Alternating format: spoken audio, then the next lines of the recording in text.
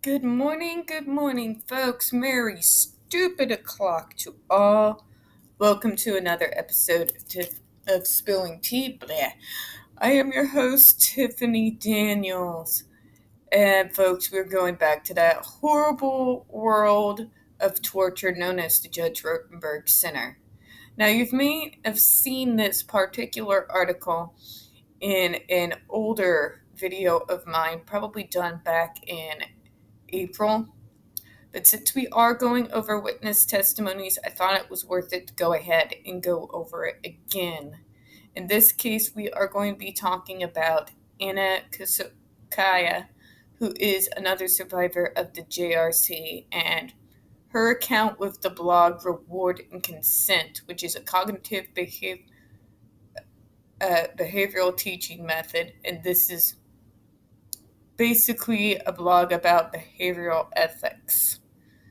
Now, before we get into it, a few disclaimers real quick. First off, you are going to find the link to this particular blog right in the description, as well as all the other pertinent links to the Stop the Shocks campaign, including the Autistic Ahoya archive on all the different resources that we have collected over the years, medical documents, video footage, vids in general.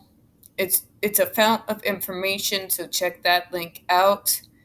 We also include the ASAN link to templates in order to just fill out your name, click on the name of your senator, get it sent to their office. We also have a link from outreach.com that shows what further you can do to assist us in stopping the shock. We also have the ever-important change.org petition to shut the Judge Rotenberg Center down, because let's face it, folks, these are slippery and sly bastards who've been getting away with this for well over 30 years, in spite of the fact that 6 deaths has happened underneath their roof. So, with that being said, the only way these folks are ever going to truly be safe is to go ahead and get this place closed down. So please sign the petition and share it. Alright, so without further ado, 2 more disclaimers. Okay, so first off, when we are talking the Judge Rotenberg Center, you are going to hear vivid descriptions of, as well as sometimes actually see video clips of video surveillance footage of people with disabilities being tortured and abused. If you have young children present, please use your headphones. Also, it is stupid o'clock. If I bangle any of my words horribly, my apologies in advance. Alright.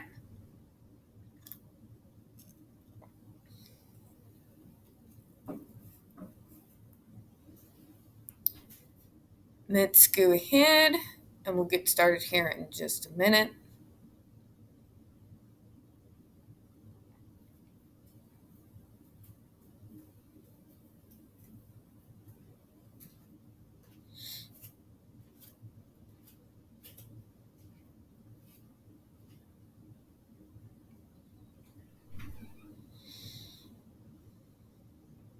Okay. She's from Russia with Love. Anna Kusukaya, an actually autistic hero, escapes the Canton, Massachusetts Judge Rotenberg Center of extremely painful applied behavior analysis, electric skin shock torture.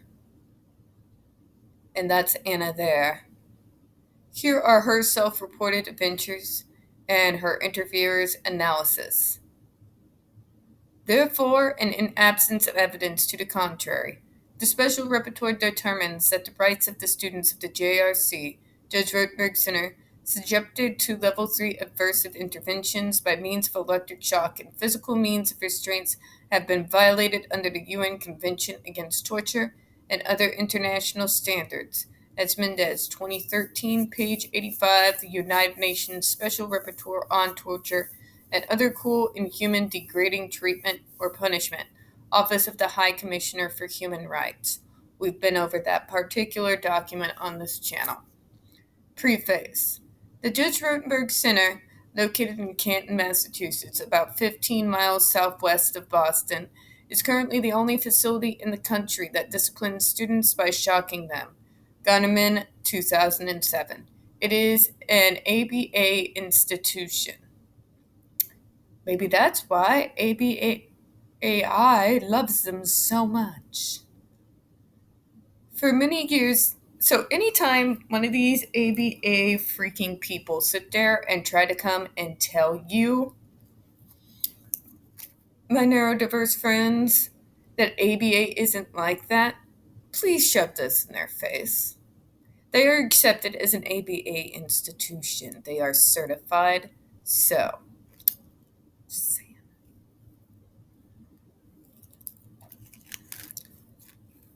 Say no to ABA, kids. For many years, the advocates have been striving to close the JRC. Many of them are still honing their skills on behalf of children and adults who still attend the facility in hopes of a quick arrival of shutdown day. Here are just some of the names and organizations behind the movement to close the JRC. Mike Baudet, investigative reporter anchor at WFXT TV Fox 25. On Twitter, whose team convinced a justice to allow the public to witness actual JRC shock footage for the first time. Gregory Miller, whistleblower, former JRC teacher. Cheryl McCollins, mother of the JRC shock victim who sued the JRC and settled for an undisclosed amount. Andre McCollins, her son. Jennifer Masimba, emancipated shock victim whose lawsuit is underway. Benjamin R. Novotny, Esquire, attorney for both plaintiffs, partner at Lubin and Meyer, who can be contacted in Boston. Shane M. Neuremeyer, Esquire, eyewitness, note-taker throughout almost the entire trial, who wrote a 7-part report called the Judge Rotenberg Center on Trial. Lori Ahern, president, and Eric Rosenthal, Esquire, executive director, authors of the Mental Disability Rights International, MDRI, investigative report entitled Torture, Not Treatment, Electric Shock and Long-Term Restraint in the United States on Children and Adults with Disabilities at the Judge Rotenberg Center. Urgent appeal to the United Nations Special Rapporteur on Torture, and the majority of the 63 public voices who submitted documents to the FDA docket before the 2014 meeting of the FDA's Neurological Devices Panel, whose slight majority concluded that ESDs, JRC electrical stimulation devices, intended to administer a noxious electrical stimulus for the treatment of SIB, self-injurious behavior, and aggressive behavior presented a substantial and unreasonable risk of illness or injury. Anna Kosakaya adds another voice to the short list of JRC survivors with enough courage and fortitude to speak out. After this preface is her self-report on some of her life experiences before, during, and after the traumatic years she underwent at JRC.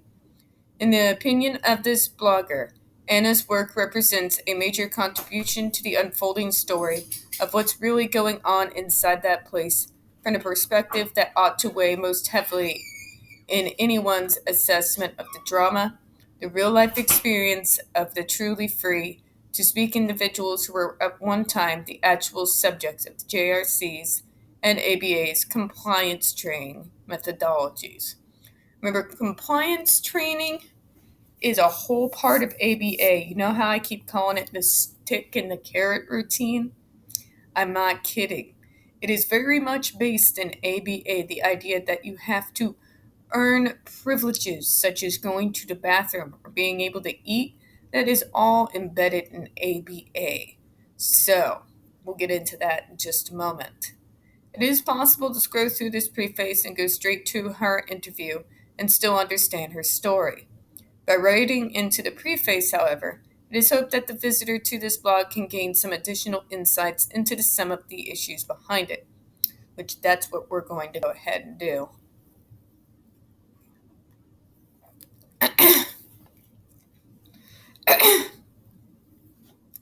Okay, so what is an applied behavior analysis, also known as ABA? It is not necessary to call ABA a science, but then again, it can be called a specific kind of behavioral science, which many people do. People like to call it science all the time. Looking at you, freaking Shatner. Don't get me started on Shatner, by the way. I'm trying to minimize my cursing this morning. Okay.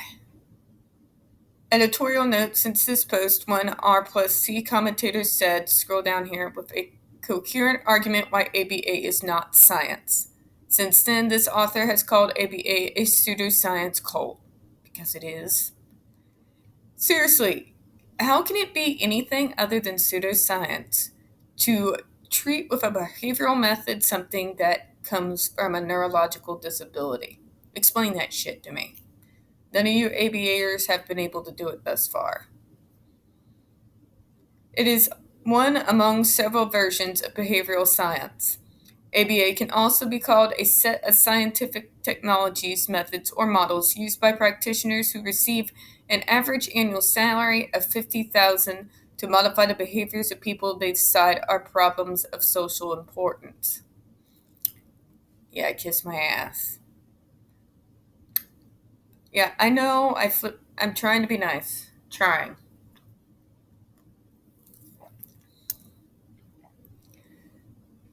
The specific models characteristic of the ABA version of behavior science are covered further below in this preface. Early Intensive Behavioral Intervention, EIBI, mostly designed for extremely young autistic children, is one of them.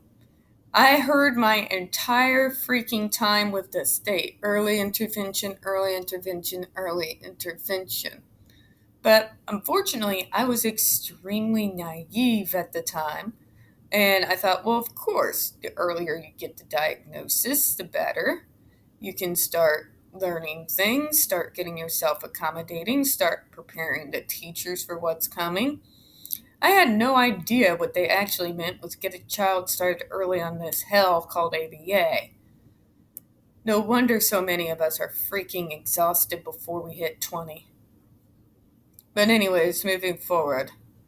Moreover, ABA is foremost a profession complete with its own code of ethics. Division 25 of the American Psychological Association, APA, is called Behavioral Analysis.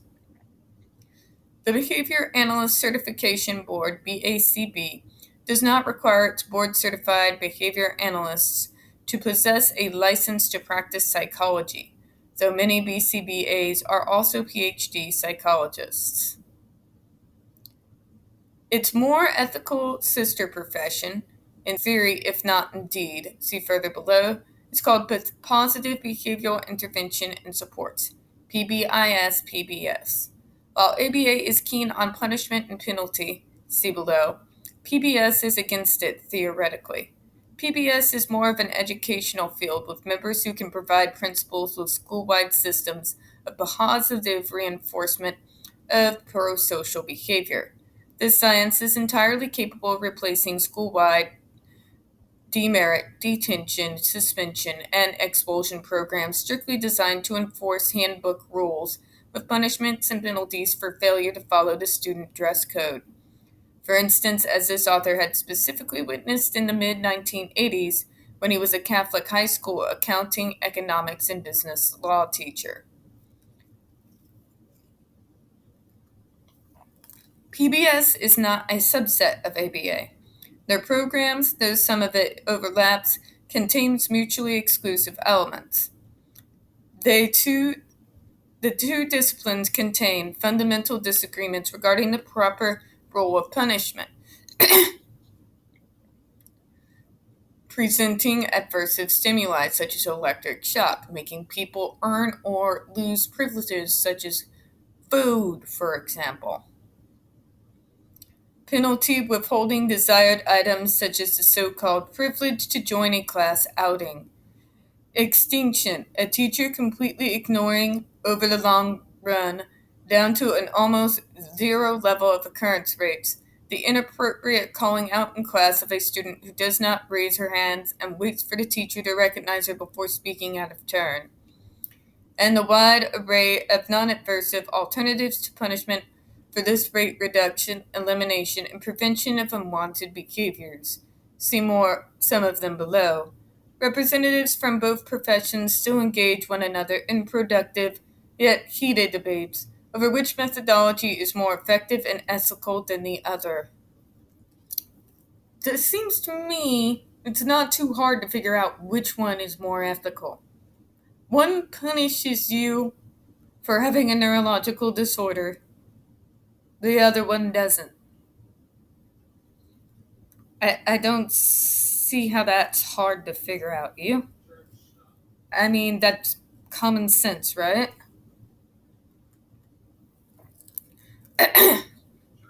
There is also the field of neuropsychology, which physically examines the inner workings of the brain as it reacts to an individual's environmental stimuli and events within which human and non-human animals engage their lives all throughout their day-to-day encounters with the world that surrounds them.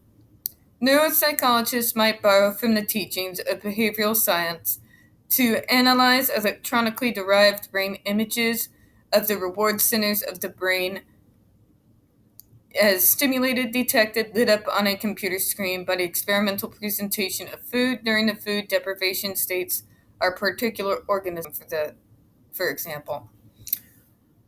Well, that's kind of unethical as hell. But moving on. Sorry, got overheated, guys.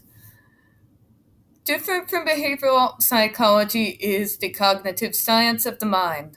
The founder of the philosophy called radical behaviors, B.F. Skinner. Guys, you recognize that name, right? B.F. Skinner was Matthew Israel's mentor. Get ready for this. However, stood against the mentalism he witnessed taking place in cognitive psychology. He argued that the mind is an explanatory fiction.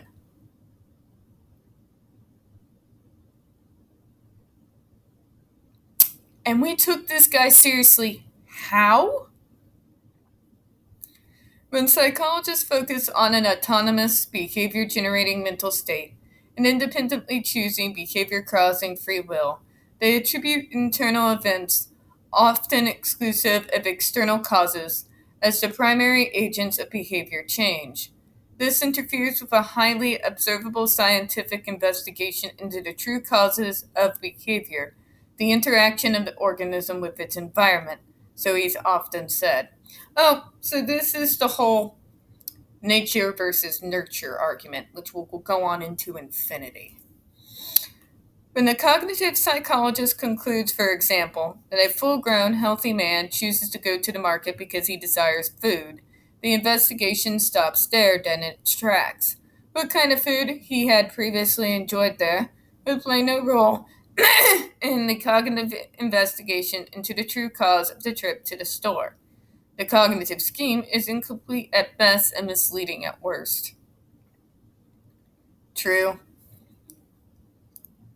Skinner did not deny the existence of thoughts and feelings, however. He spoke of them as covert behaviors occurring under the skin, as opposed to the fully observable body motions, which illustrate very well the meaning of overt behaviors.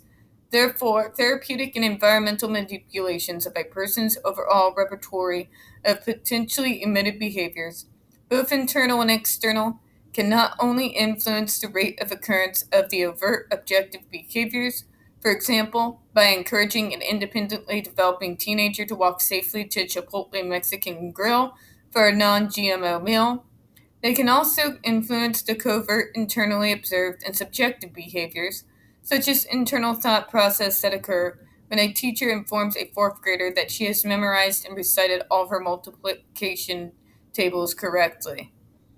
The teacher can also influence the student's thinking when she marks up her fraction problem solutions with a green pin check marks besides all her correctly derived answers. Thereby, she avoids the libertary, harsh red pin over correction marks spotted across her math papers. In the end, the positively oriented teacher influences not only her inner mathematical ideas, making her more likely to answer her problems correctly, she also influences her inner feelings by showing, emphasizing what she did well rather than what she did poorly. This is how good teachers help their students feel proud and happy rather than ashamed and demoralized. The highly skilled math instructor always teaches the child mathematical techniques for self correcting her own work. Wish you would have been my math teacher. I still have lifelong issues because of the trauma. Just literally trauma going through math class because my math teacher had it out for my older brother. I'm not kidding. That's not a joke. It's messed up. At this juncture, the argument between internal and external locus of control, as seen in debate between cognitive behavior scientists, proves pointless. When the highly skilled behaviorist teaches towards independence, it is a weak argument to devalue behaviorism purportedly because it sends the locus of control out from inside the person to the environment. Consider the motivation involved in playing a musical instrument. Reinforcement to a guitarist comes from hearing the sound of the strings when a good teacher guides the student one skill at a time, always selecting remarkable pieces, no matter how simple or complex, gradually upping the challenge level, building upon previously learned skills, and advancing grade levels up the scales of the Mel-Bay songbooks. For example, and shapes the child into a virtuoso performer, playing beauty more astounding than the teacher ever dreamed of playing, bringing out the next Stevie Wonder singing Ave Maria as accompanied by his own lyrical harmonica. Is it inner singing ear or the outer sound waves bouncing across the room that cause such awesome performance? The question is moot. It's both. Thank you. This is why ABA and what the Judge Rotenberg Center is doing makes no sense. There's internal thoughts that come into outward behaviors and motions. Okay? You can't just treat the symptoms. That doesn't make any sense. You can't just ignore the mental component to any behavior. You can't. You can't. If you don't deal with the mental component, then what are you even doing? You're not solving the problem. You're just teaching us to mask so we make you more comfortable, and we eventually end up having some type of emotional snap. Find the primary issue. Don't cause us PTSD because we make you uncomfortable. That's my argument. Do with it what you will. A critically important distinguishing characteristic between overt and covert behavior lies in the degrees of certitude people may hold in the actual existence of either form of behavior in a person who's being observed. The existence of someone else's body motion is much more credible to the listener observer than the inner subjective thoughts and feelings that a speaker is supposedly reporting. So when USA President Richard Nixon said, "I am not a crook," while the television camera caught him clenching his fist, then it was reasonable but conclusive of the public to doubt this self-report of trustworthy nature he claimed to possess. His overt behavior, fist clenching, indicated he was not such a nice guy after all, despite his words to the contrary. The verbal behavior of philosopher Cecilia Bach can direct the discussion at this point. She wrote Lying, Moral Choice in Public and Private Life. To paraphrase her work, she defined lying as stating a falsity as though it were true, while holding the belief that the statement is nonetheless false. Bleh. In effect, behaviorally speaking, Nixon's critics were claiming he had a covert belief in the falsity of the statements he knowingly and dishonestly claimed were true. They were saying he intended to lie, and he knew very well he was in fact lying. To reach this conclusion over time, they examined not only his photographic fists of anger, but all his public actions throughout his entire public career, and then charged him with being an inveterate liar. The covert essence of the lie, however, makes it difficult to prove. So early in his political career, he became known as Tricky Dick. It was easier to demonstrate he played tricks on his audiences than it was to show that he lied, since to know for sure that he had lied, one would need access to his brain activity, which only he could decipher, which nobody else could possibly sense. The overall evidence was overwhelming, however, so soon that after the Watergate scandal broke out to the public in 1974, the United States Citizenry formed the 37th president to resign from office, climb aboard a plane, and wave goodbye to the world with a good-looking smile on his face. Perhaps he was glad it was over.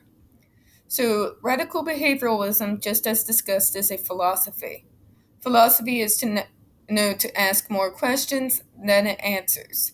Science is supposed to use logic and rigorous experimental pursuit of truth to provide answers. If not permanent, then at least temporary answers. For the lover of philosophy, Karl Popper, 1935, wrote an intriguing treatise on the advantages of deductive versus inductive scientific reasoning. See Karl Popper, The Logic of the Scientific Discovery. Suffice it to say, the purpose of this preface that empirical science provided more definite answers than armchair speculative philosophy is capable of asserting. So the science of behavioral psychology as it is currently known, ABA included, is chiefly derived, along with the early 1900s reflex experiments of Russian psychologist Ivan Pavlov, from the pioneering behavioral psychology experiments of the same B.F. Skinner of Harvard University, who designed the philosophy of radical behavioralism as partially discussed above. Skinner wrote a few preliminary scientific journal reports, and in 1938 published Behavior of Organisms, in which he described how he placed hungry rats into carefully controlled mechanical chambers and caused them to discover how to press and then continually press levers, response contingent upon immediately mechanical delivery of pellets of grain, positive reinforcers. The inventor charted their response rates algorithmically with the up-pips of stylus, one tick press of the lever, with which he drew various response rate curves across sheets of paper he mounted upon a slowly revolving drum. Skinner discovered that he called operant conditioning, the selection of behaviors with reference to immediate consequences of behavior. Prior to Skinner and his lab rats, Pavlov had already discovered classical or respondent conditioning, but with a different species. He presented food to dogs, and he rang a bell with presence of food. Then he rang it without food. He cut a slit into their faces whereby saliva dripped through the opening and down into the collector. His laboratory animals first salivated to the food, then to the bell with the food, and then to the bell sounding without the presence of the food. He conditioned them to associate the bell with the delivery of food, even in the absence of food. For this same reason, but with adversive stimulus rather than with unconditioned appetite stimulus food, when a Rotenberg Center staff member painfully administers skin shock to a Rotenberg client for getting out of bed without permission, for example, the client is taught to fear not only the shock but also the staff member. Staff begins as a neutral stimulus. Then he presses the remote shock button and pinpoints a behavior. No getting out of bed without permission. His visual image and the sound of his voice are instantaneously paired with unconditioned adversive stimulus shock. At that point, the client associates the man and his voice with shock, since they are simultaneously grouped together during his delivery of the shock. Automatically then, the JRC staff member and then later the sound of his footsteps approaching from down the hall while the client's trying to relax in bed amount to a conditioned adversive stimuli. This is sick. The man becomes someone to avoid and escape, if this is at all possible for a JRC client to do. And as Anna makes known, it is not easy to do. Pavlov showed that preceding stimuli cause certain reflexes to respond, often regardless of the after-the-fact consequences. Therefore, the ophthalmologist's puff of air causes the eye to blink, and the physician's mallet to the kneecap causes the knee to jerk, whether or not the doctor has been smiling at his patient's knee jerks every time they show up for the jerk. The jerk is a reflex rather than an example of operant behavior. The jerk is automatic under the mallet up, regardless of the consequences that occur after the jerk presents itself. The prior stimulus the mallet causes the jerking. We can label this phenomena the mallet jerks. The effect of operant conditioning, on the other hand, as Skinner demonstrated empirically, greatly depends upon the nature of the consequences occurring after the response.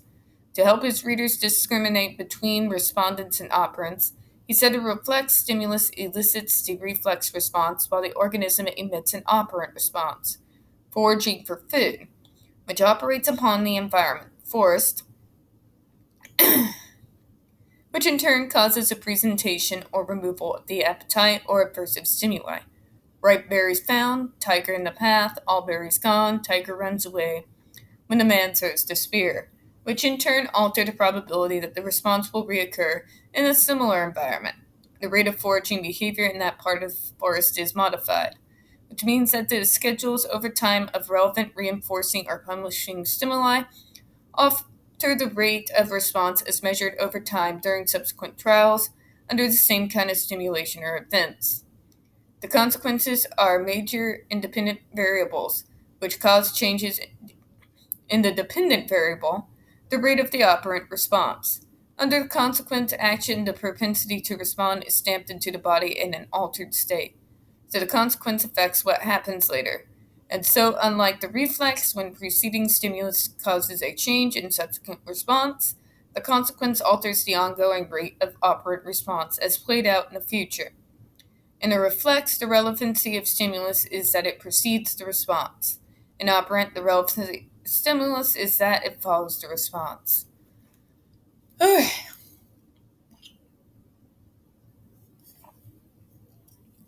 So, I think you guys all get the point. ABA is this concept of basically training us as though we are like animals. It's this idea of inflicting trauma on us so as to create a reflex to avoid particular behaviors because we are afraid of what those consequences, punishments are going to be. Here's why that doesn't work, which in a very wordy way is what this gentleman is trying to say. Why that doesn't work is you're dealing with a neurological disability. This concept of using ABA, using stuff like this on people with neurological disabilities, whose quote-unquote undesirable behaviors are not coming from learned behaviors or the outward environment, but are coming from their own neurological condition. In such a case, you can't really use the whole trauma method, as I prefer to call it, in order to get rid of those behaviors. Not permanently. Maybe for a time, but not permanently, as that the threat of the trauma begins to be removed from you. Because these behaviors are not being influenced by the environment. It's internal. It's part of our biochemical makeup, if you will. So this whole concept is flawed to use ABA in order to stop these behaviors, because you would have to be punishing the disabled person for the rest of their lives in order for it to carry any weight. Which is why they want to keep these kids on the shockers. Because remember, their success rate is zilch once they get them off of the threat, get them away from the threat of punishment.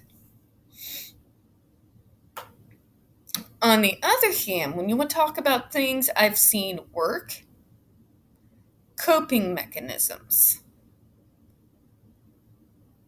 Coping mechanisms is huge, allowing us to flap so we can self-regulate, as opposed to us not being able to do something like this, or in my case,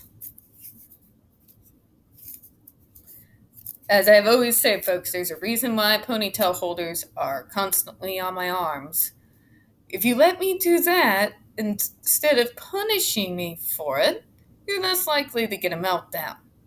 I'm just saying. If you put noise canceling headphones around my ears, as opposed to you telling me deal with the ear splitting, head splitting in half pain that sound is causing you because I don't want you to embarrass me, you're going to have a few less meltdowns. Just saying. All right, folks. So let's go ahead and get into this. We'll try to be brief here. The JRC ABA Electric Shock Alliance. This is adapted from Lydia Brown, 2013, who reported the unholy alliance between JRC and Autism Speaks, which is also allied with ABA.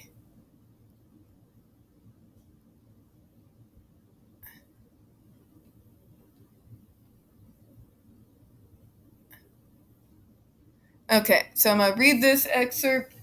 We're probably going to have to make this into a two-parter. Obviously, this is already getting a little long.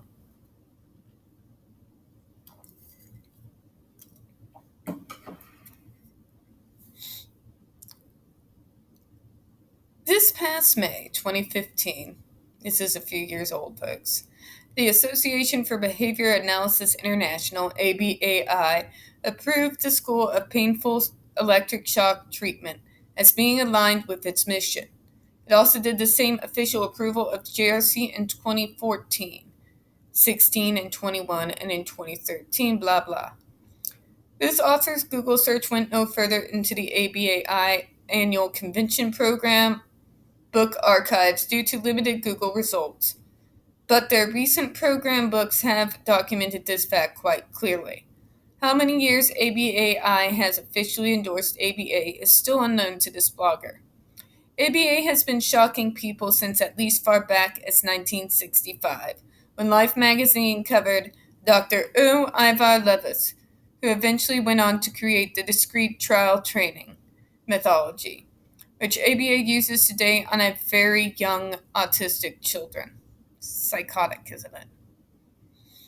In 65, he tried to treat Pamela, a 9-year-old autistic girl, in a UCLA laboratory to give her something to be anxious about. She was taken to the shock room where the floors is laced with metallic strips. The 2 electrodes were put on her bare back and her shoes removed. When she resumed her habit of staring at her hands, Levis sent a mild jolt current through the floor into her bare feet. This is psychotic. In the Journal of ABA, Bayer, Wolf, and Ridley, 1968, wrote frequently cited some current dimensions of ABA and set the tone and scientific guidelines for ABA age to come. The popular norm of the day remains chief among ABA standards for their ethical judgments regarding what constitutes a socially important behavioral problem, what they had set out to solve. This explicitly valued heterosexuality in current dimensions to the implied degradation of homosexuality. ABA had also been known to treat the imagined sin of feminine boy mannerisms. Yeah, I'm sorry. You know what? No. In the same inaugural issue of JABA, the very same Todd Risley, 1968, of the Dimensions article published an experiment for torturing away the autistic behaviors of a so-called deviant child. What did she do wrong? He electroshocked the young girl and told her mother to spank her for climbing upon the precious family furniture. And she acted like a freak, which is a cruel word from back in the day. More prolific ABA author Brian Iwata and Skin Shock. In addition to Levis and Risley, Dr. Brian A. Iwata was presented another predominant ABA personality into the record books of ABA Shock. To demonstrate the kind of clout he carries over his ABA followers, he once co authored a landmark paper entitled Toward a Functional Analysis of Self Injury, Iwata's 1982-1994 reprint, with which his team of authors established functional analysis as a standard ABA behavior assessment tool. Practitioners today use their data collections and measurement tool to determine specific environmental versus internal detriment of unwanted behaviors. Iwater Dozier Abstract. Furthermore, Dixon showed how Brian Iwata is ABA's most prolifically published graduate school author. For example, Iwata's style assessment of a child's allotment from a classroom can show that the cause of so-called running away is to escape from a behavior analyst or a teacher and her commandments to carry out menial ABA tasks, such as one who makes a young boy insensitively stack blocks on a table in a rapidly successive discrete trials while she forces him to sit still in a chair without moving his arms in any way other except the manner in which she orders the movements.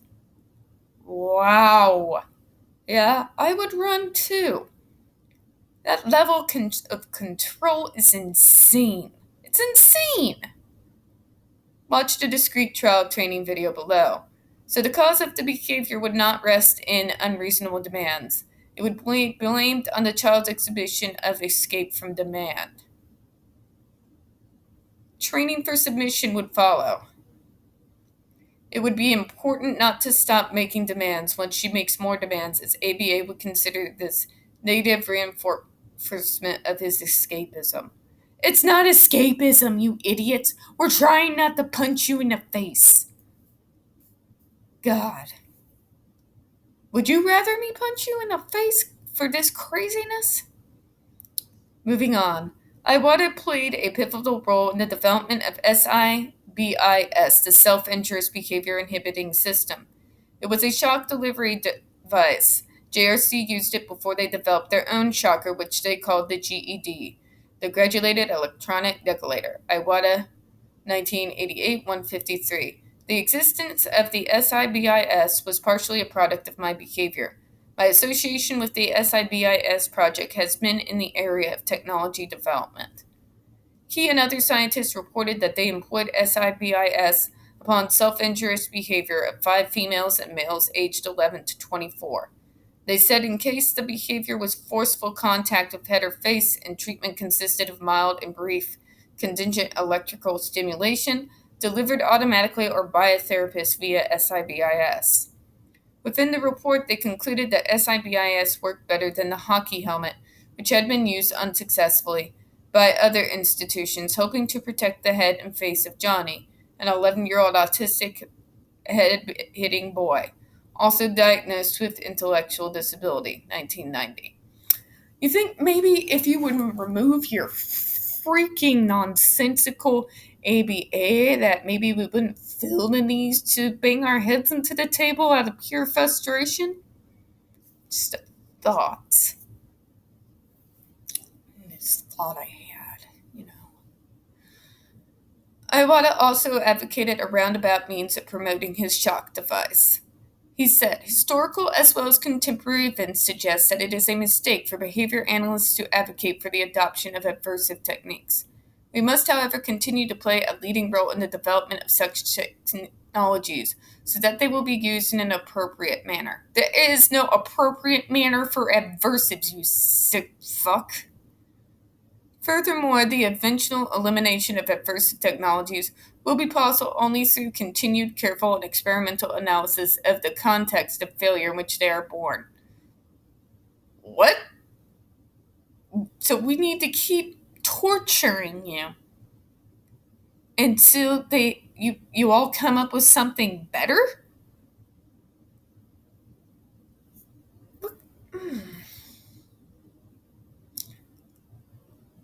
Whatever happened to do no harm? Oh, wait, we're disabled. We don't count. I forgot. We're not real humans. I forgot that part. In the article, he went on to devise an apolitical strategy for behavior supports of his SIBIS shock device. It was so controversial, he said, that in order to gain shock device support, he advocated to his peers it would have been better for the so-called scientists to remain neutral on this so-called technology and let the parents of the shocked children do the unpleasant political work. And get their parents in on it. Oh my god, I would love to try to convince my mom. It'd be the most hilarious verbal smackdown of all time. We should not advocate for adoption of aversive technologies because such activity, at least by us, is not effective, not in the best interest of our field, and not necessary. Instead, we should leave adoptions to advocates, parents, and courts. Uh, he asked his ABA colleagues, should we advocate for the use of technologies based on aversive stimulation? Stated bluntly, my answer is no, and in support of it, I offer three principal reasons. First, an advocacy position favoring the use of aversive stimuli is not likely to be an effective one, at least in the short run. Remember that when we step beyond the boundaries of our research, attempts to lobby for adoption of technology are successful to the extent that adoption is reinforced. Pennypacker, 1986. Furthermore, we do not provide those reinforcements. With respect to the current controversy, we find a curious paradox within our culture. If anything, our society can be characterized as one that actively promotes the use of aversive contingencies on the behavior of its members. Nuclear arms, capital punishment, and expulsion from school, as ineffective as they may be, are strongly supported by many members of our culture and tolerated by enough of us to allow their continuation. False equivalency. You really going to use that argument? You really going to use that argument? And if you are going to use that argument, then why are you using aversives on us? Because if our behavior is the same as our neurotypical peers, which this is what this argument you're giving says, then why the hell are you torching us anyway? Aren't we having the same behaviors as everyone else? Only ours are on a lesser scale and less harmful to other people? Just my argument. There you go. Why is it the same people who denounce the use of relatively harmless aversive contingencies to eliminate life-threatening behavior of a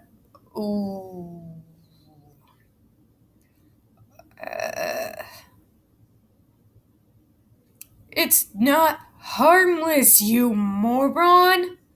It's not harmless. This is the guy where Matthew Israel comes from, by the way, guys. Just this right here.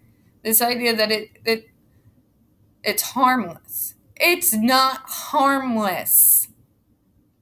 Like, even back then in the 60s, they would have heard of shell shock syndrome, which became PTSD later in as that whole science developed. God. But also routinely subject their own children and coworkers to stimuli that are functionally similar to the ones they abhor, like spanking children. Remember, that's no longer a thing either. Of course, the question is not easily answered in an empirical sense, but a behavioral analyst who knows something about the history of treatment for, I'm going to say intellectually disabled and autistic individuals can formulate a pretty good guess. So, guys, this is where the JRC's arguments are coming from. They come back from the 60s. As we all know, psychology has, and psychiatry has, come a long way since then. But you see these same arguments that we've gone over on our channel, you see where they're coming from. Outdated, way outdated information. For the most part of this century, this populations have lived grossly neglected lives in substandard environments and have been exposed to continual doses of both contingent, non-contingent, and contingent aversive stimulation. Not for existing. They're not punished for existing. That's what we get. Because you people. Therefore, it should come as no surprise now that the surface of the pendulum has swung the other way. that parents and advocates literally cringe when they hear the words punishment, aversive, and soon in reference to treatment for their children and clients. That's because you shouldn't punish someone for existing over things over which we have no control. These words and practices they represent have acquired aversive properties. They also may be discriminative for highly emotional and combative behavior of the type that was successful in eliminating neglectful conditions that existed previously. The logic. Sometimes ABA practitioners treat SIB and exhaust all the alternatives to punishment they know how to use, he argued. The only options remaining, he said, were restraint, sedating drugs, or aversive contingencies. Doesn't this argument sound familiar? This is how old it is. We're talking 80s here. We're talking over 30 years ago. I make my point here. Now, we've gone on for a good long minute. We'll go ahead and continue to cover this particularly fascinating topic a little bit more tomorrow. I have a sense this is going to be a 3-parter. That this definitely gives you a peek inside how this whole culture that JRC has built over the years, where it all comes from. And I think it's always good to have a background because know thy enemy. With that thought, I'm going to go ahead and close on out. We don't get very many views on this channel. The few that we do tend to get removed from time to time. So folks, please don't forget to hit that like button, hit subscribe, don't forget to hit the comments, feed that algorithm. I do appreciate your time this morning, and as always, we here at Spilling Tea hope you have a good one. Bye-bye.